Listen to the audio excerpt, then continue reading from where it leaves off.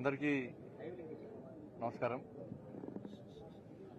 ముందుగా మా పార్టీ మిత్రులందరూ కూడా హృదయపూర్వక ధన్యవాదాలు.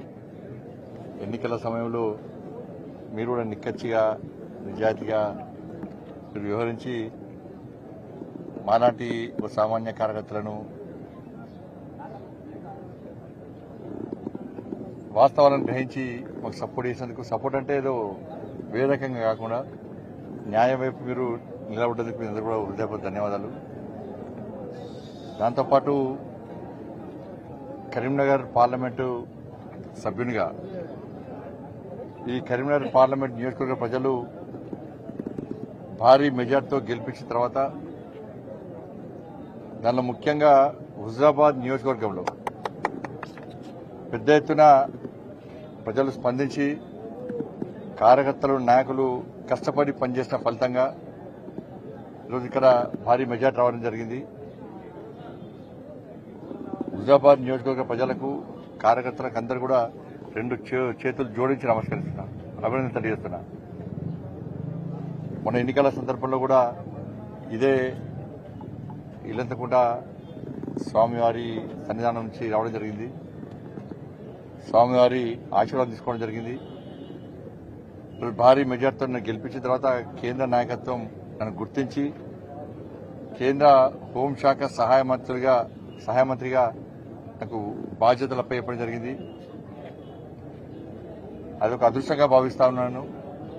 ఇది తెలంగాణ రాష్ట్రంలో కార్యకర్తల యొక్క కష్టార్జితానికి గుర్తింపేది.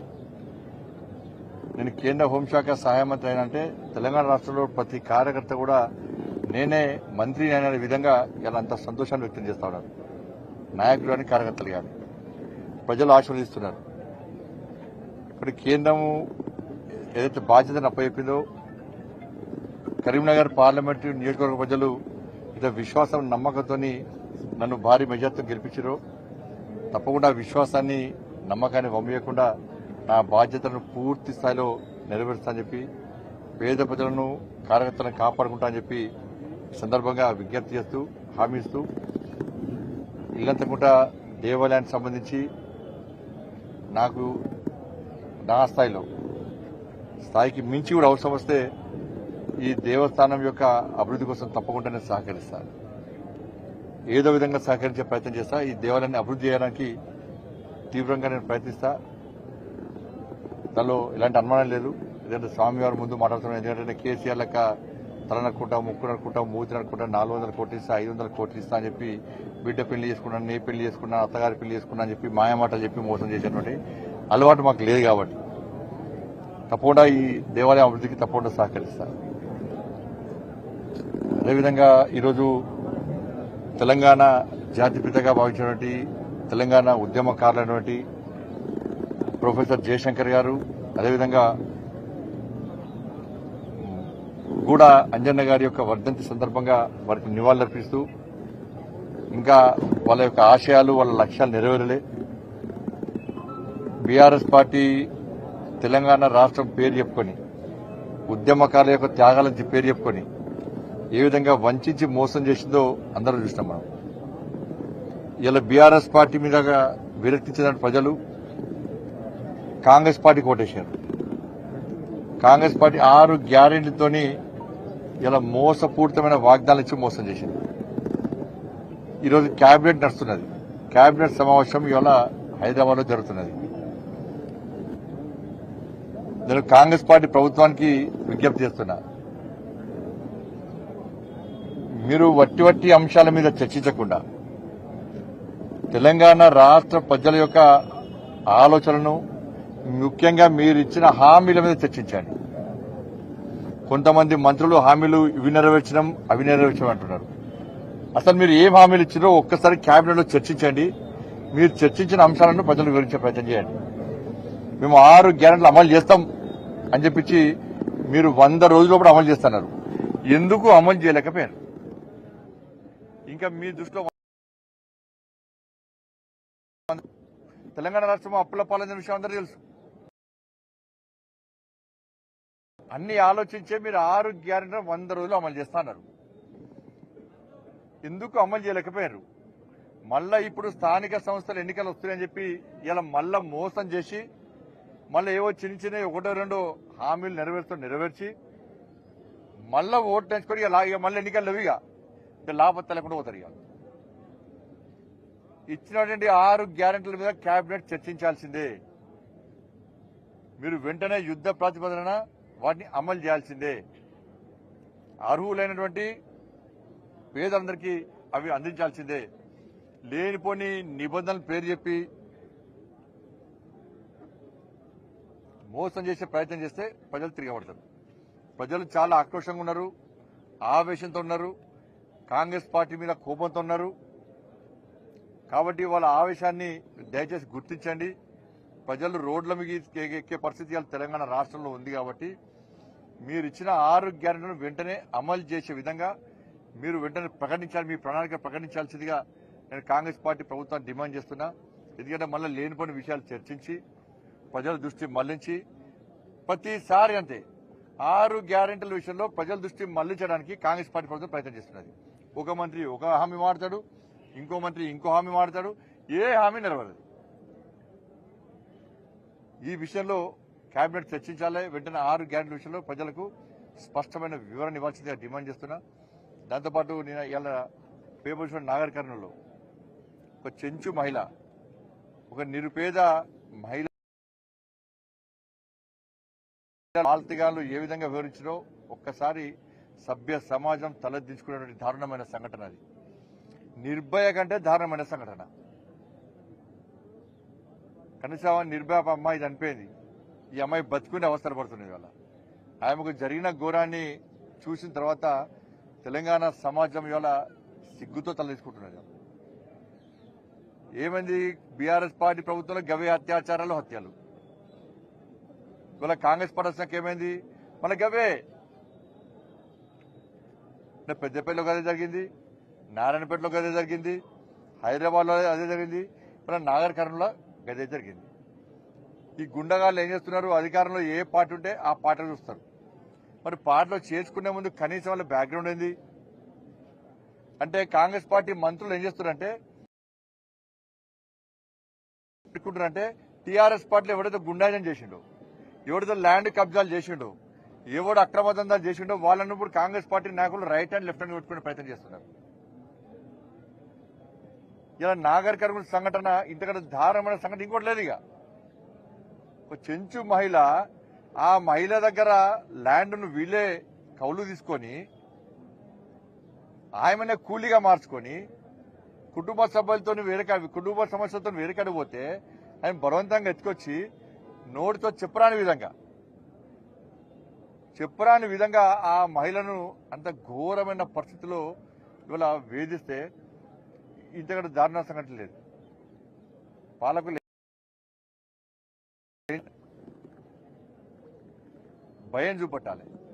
ఇటువంటి క్రిమినల్స్ ను మళ్ళీ ఏదో మంత్రో ఏదో ఎమ్మెల్యే ఏదో రాజకీయ నాయకుడు వాళ్ళ సంకలెత్తుకొని వాడిని కాపాడే ప్రయత్నం చేస్తే ఫస్ట్ వాళ్ళ సంగతి చూడాలి. ఇటువంటి దుర్మార్గులకు, క్రిమినల్స్ కు సపోర్ట్ చేసే వ్యక్తులుగా ఫస్ట్ కంటెస్టెంట్ తెలుసుకోవాలి. కాబట్టి రాష్ట్ర ముఖ్యమంత్రి గారిని నేను డిమాండ్ చేస్తున్నా, ఇటువంటి క్రిమినల్స్ కు మీరు భయమైందో చూపట్టండి. మీకు భారతీయ జనతా పార్టీ మీకు మేము సపోర్ట్ చేస్తాం. సపోర్ట్ చేసి వాళ్ళు ఇబ్బంది పెట్టే ప్రయత్నం చేస్తే మేము సపోర్ట్ చేస్తాం. క్రిమినల్స్ ఎక్కడ చూడాలి. మీరు క్రిమినల్స్ కూడా కాపాడే ప్రయత్నం చేస్తే ఇక పేద ప్రజలకు న్యాయం ఎక్కడ చెప్తారు, రక్షణ ఎక్కడ చేయాలా?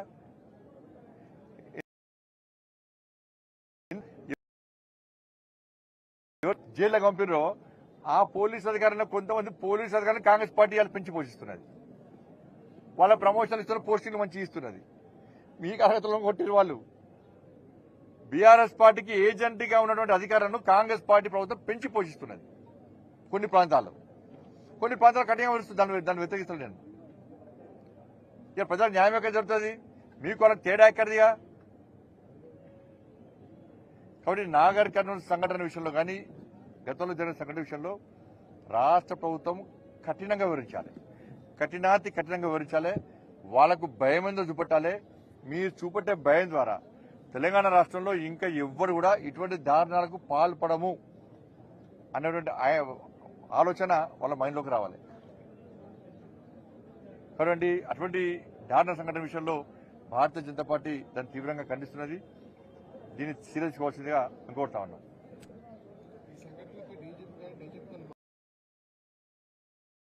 మేము వాళ్ళకి విషయాలు పంపినా తప్పుడు చర్యలు తీసుకుంటాం, చూస్తాం మేము.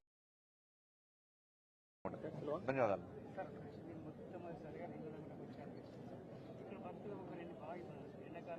అందుకే అయిపోయినా కదా, నేను ఇప్పుడే వచ్చినా కదా, అందుకే ఇప్పుడే సర్పంచ్ సార్ చెప్పారు, అధికారులు చెప్పారు. దాని మీద తప్పకుండా ఏ విధంగా దానికి సమస్యను పరిష్కరించాలో, భక్తులకు ఇబ్బంది కాకుండా అన్ని చిన్న ఏ విధంగా దీన్ని అభివృద్ధి చేయాలో చేస్తాం.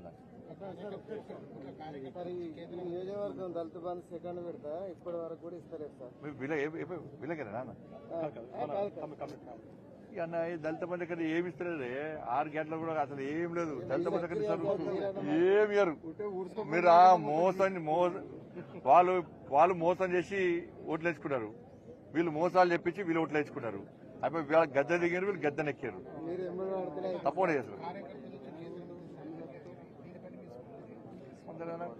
ఇది కేవలం భారతీయ జనతా పార్టీలో మాత్రమే సాధ్యం. ఒక మామూలు కార్యకర్తను ఇలా నరేంద్ర మోడీ గారు మాకు స్ఫూర్తిగా, నేను కాదు, నరేంద్ర మోడీ గారు స్ఫూర్తి. ఒక మామూలు కార్యకర్త, ఒక ఛాయంకునే వ్యక్తి ఇలా దేశ ప్రధాని అయ్యాడు. ఒక మామూలు కార్యకర్త నేను, కిషన్ రెడ్డి కూడా మామూలు కార్యకర్తనే. పార్టీ ఆఫీస్లో సహాయంగా ఉన్నటువంటి కిషన్ రెడ్డి గారు ఇవాళ ఏమైనా కేంద్ర కేబినెట్ మంత్రి అయ్యారు. అనేక జాతీయ రాష్ట్ర స్థాయి పదవులు బాధ్యతలు నిర్వహించారు. ఒక మామూలు వ్యక్తినైనా నేను ఇలా కేంద్ర హోంశాఖ. దీని ద్వారా కార్యకర్తల లోపల ఇలా ఆంధ్ర కూడా అంతే. సత్యకుమార్ గారు నేను సత్యకుమార్ గారు కలిసి సెంట్రల్ ఆఫీస్లో పనిచేసినాం మేము. ఇలా మంత్రి అయ్యిండు. వర్మ గారు 30-40 సంవత్సరాల నుంచి జెండా మోసిన కార్యకర్త. నాయకులకు కార్యకర్తల నాయకులకు భారతీయ జనతా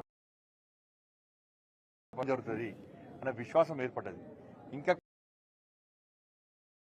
ఇవాళ నేను ఇవాళ మంత్రి అయినా అంటే నేను మళ్ళీ చెప్తున్నా కదా, తెలంగాణ రాష్ట్రంలో కార్యకర్తలు లాఠీ చార్జ్లో గాయపడ్డదానికి నాకు మంచి పదవి వచ్చింది. తెలంగాణలో కార్యకర్తలు జైలుకు పోయినందుకు నాకు మంచి పదవి వచ్చింది. తెలంగాణలో రాష్ట్రంలో కార్యకర్తలు rowdy sheet, communist sheet open చేయబడిన కార్యకర్తలు వాళ్ళు కష్టపడ్డారు కాబట్టి వాళ్ళ కష్టపడ్డ ఫలితంగా మరి నాకు గుర్తింపు వచ్చింది. ప్రజా సంగ్రామ యాత్రలో మీరు చూసిర్రు, ప్రజా సంఘ రాళ్ల దాడి చేసిర్రు, కాలు చేతులు విరగొట్టిర్రు, లాఠీ చార్జ్ చేసిర్రు, ఇష్టానుసారంగా కూడా అనేక మంది కార్యకర్తలు గాయాలపాలయ్యారు. అలా ఇవన్నీ గుర్తించినటువంటి జాతీయ నాయకత్వం వాళ్ళ కార్యకర్తలకు న్యాయం చేసింది. తప్పకుండా దీన్ని స్ఫూర్తి తీసుకుని కార్యకర్తలు అందరూ కూడా కలిసి పనిచేస్తాం. ఈరోజు బాధ్యత పదవుల కోసం పనిచేయమేము, సిద్ధాంతం కోసం పనిచేస్తాం, పార్టీ కోసం పనిచేస్తాం. మన లక్ష్యం ఏముండే, నరేంద్ర మోడీ గారు ప్రధానమంత్రి చేయాలి, వాళ్ళ సక్సెస్ అయ్యాను. కరీంనగర్ ప్రజలకు ఏముండే, తెలంగాణ రాష్ట్ర ప్రజలకు ఏముండే, మోడీ గారు ప్రధానమంత్రి చేయాలి. అందుకే 8 సీట్లు గెలిపించారు. ఇవాళ కరీంనగర్లో ఇంత పెద్ద మెజార్టీ ఇచ్చారు. అంటే మోడీ గారి హవా కార్యకర్తల యొక్క కష్టార్జితం. ధన్యవాదాలు.